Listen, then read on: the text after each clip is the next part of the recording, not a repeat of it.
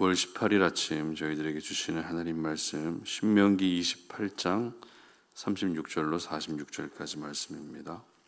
여호와께서 너와 내가 세울 내 임금을 너와 내 조상들이 알지 못하던 나라로 끌어가시리니 네가 거기서 목석으로 만든 다른 신들을 섬길 것이며 여호와께서 너를 끌어가시는 모든 민족 중에서 내가 놀람과 속담과 비방거리가 될 것이라.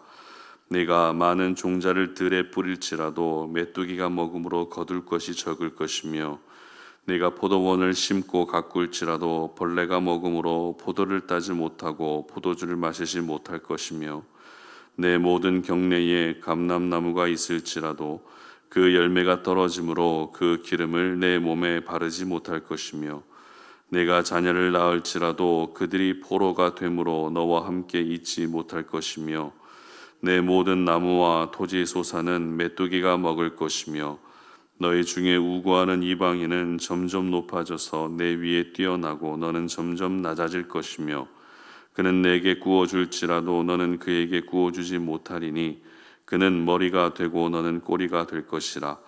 내가 내 하나님 여호와의 말씀을 청종하지 아니하고 내게 명령하신 그의 명령과 규례를 지키지 아니하므로 이 모든 저주가 내게 와서 너를 따르고 내게 이르러 마침내 너를 멸하리니 이 모든 저주가 너와 내 자손에게 영원히 있어서 표징과 훈계가 되리라. 아멘. 당연해 보여도 당연하지 않다라는 제목으로 오늘 아침 말씀 전합니다. 우리 삶 속에는 당연해 보이는 것도 당연하지 않은 것들이 있습니다. 가족들이 한자리에 둘러 앉아서 함께 식탁의 교제를 나누는 것은 가족으로서 당연하죠. 그러나 그것이 가능하기 위해서는 가족들 간에 서로 시간도 맞아야 되고 아픈 사람도 없어야 됩니다. 그리고 리모컨 하나로 TV를 켜고 채널을 돌리는 당연한 일조차도 보이지 않는 수많은 사람들이 전기를 공급하기 위해서 수고하고 있고 TV를 만드는 사람들이 있기 때문에 가능한 것입니다. 그리고 이 새벽에 교회에 와서 새벽 제단을 쌓는 것 역시 오랜 세월 동안 새벽 예배에 습관이 생겨서 당연한 것처럼 생각될 수 있지만 새벽 예배를 나오기 위해서는 정해진 시간에 일어나야 되고 또 새벽에 나올 수 있는 건강도 있어야 된다는 것입니다. 뿐만 아닙니다. 내가 아무리 교회에 와서 기도할 준비가 되어 있어도 정작 교회가 시설적인 부분에서 문제가 없어야 예배를 드리고 기도할 수 있다는 말이 되는 것입니다. 이처럼 자연스럽게 삶의 일부분이 된 많은 것들은 우리에게 항상 당연한 것처럼 여겨집니다. 그러나 당연해 보여도 당연한 것은 하나도 없다는 것을 오늘 이 아침에 먼저 기억할 수 있었으면 좋겠습니다.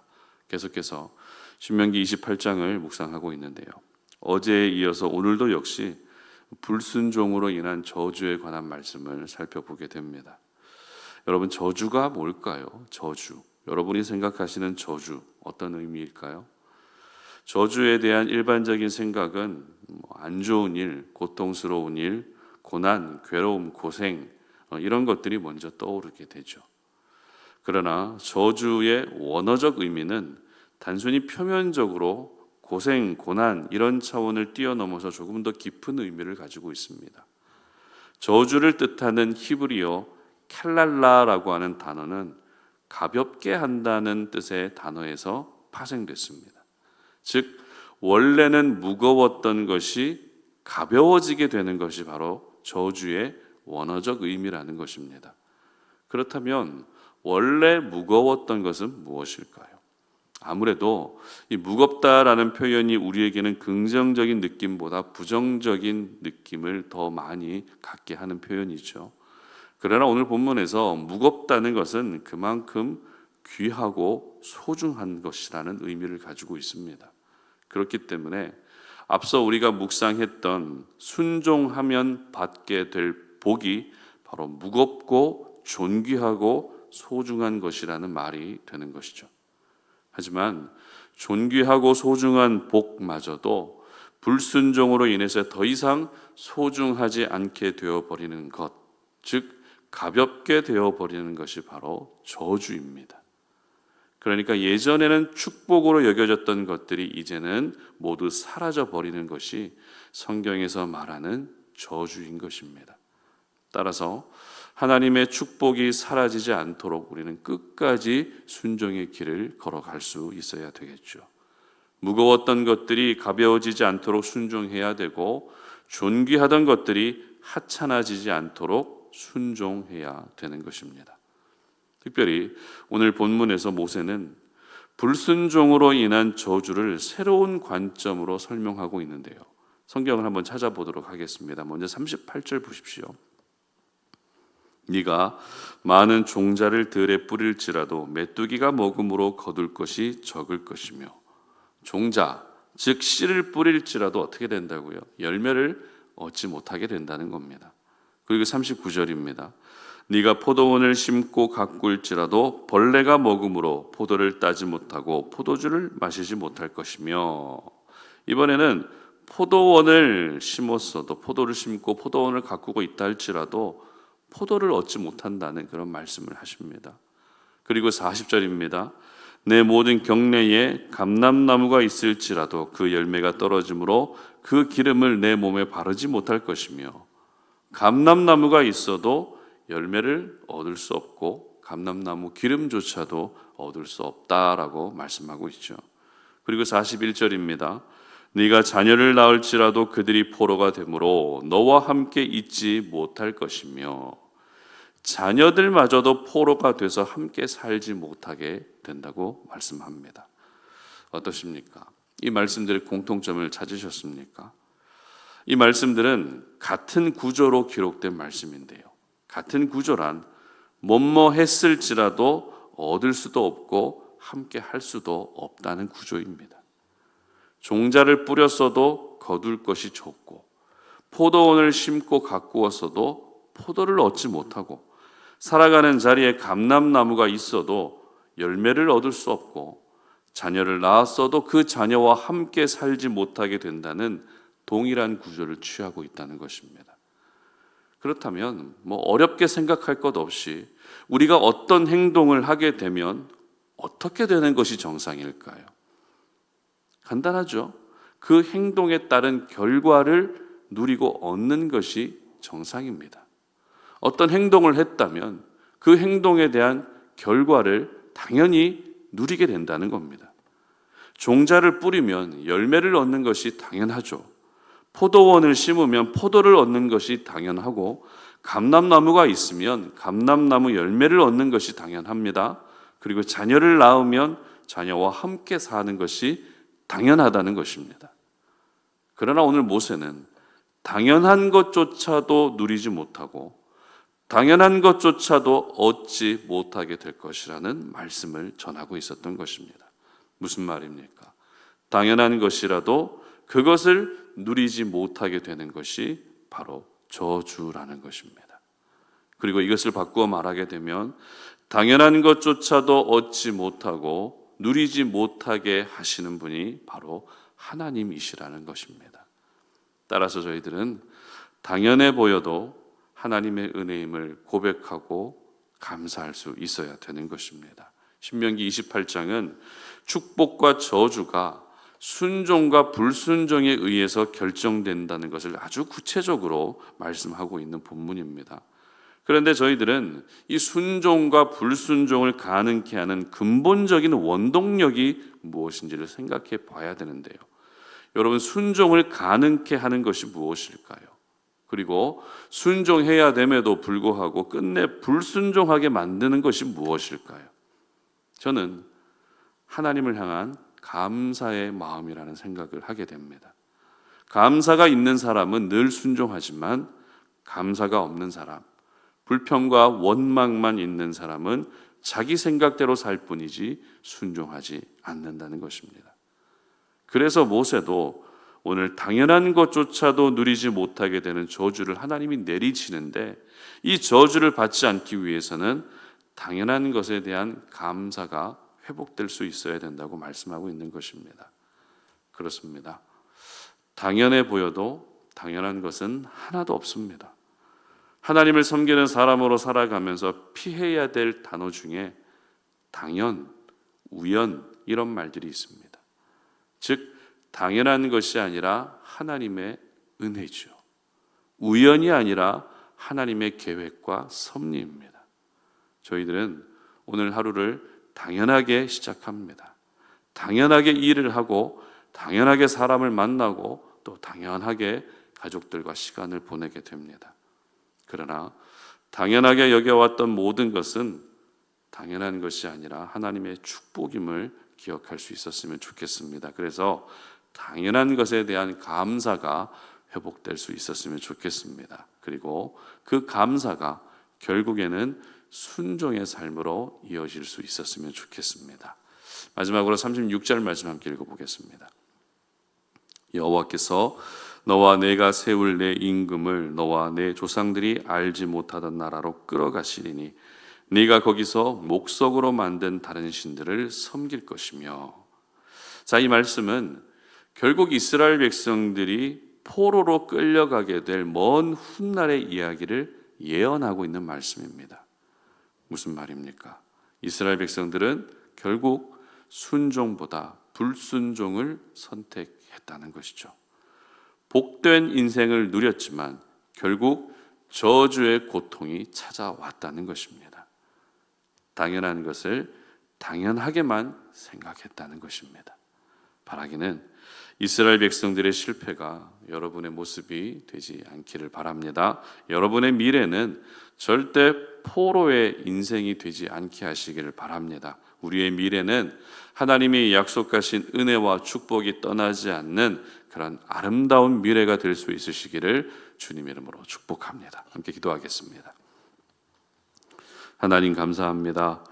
오늘도 우리가 하나님의 거룩한 말씀을 묵상하면서 당연하게 새벽 예배를 나왔지만 그것은 결코 당연한 것이 아니라 하나님의 은혜임을 고백하고 감사함으로 오늘 이 시간에 주님 앞에 나아가기를 원합니다. 당연하게 해왔던 모든 일들, 당연하게 살아왔던 나의 하루하루의 모든 일과들, 당연한 것은 하나도 없습니다. 하나님의 은혜가 있었기 때문에 내가 그 모든 일들을 감당할 수 있는 것입니다. 오늘 우리가 이 땅을 살아가면서 하나님을 향해서 이 감사의 고백이 중단되지 않게 하시고 이 감사의 고백이 결국에는 순종의 삶으로 이어지게 하여 주셔서 결코 우리의 삶에는 저주가 임하지 않는 그런 귀한 은혜를 허락하여 주시옵소서. 감사드리며 예수님의 이름으로 기도드립니다. 아멘.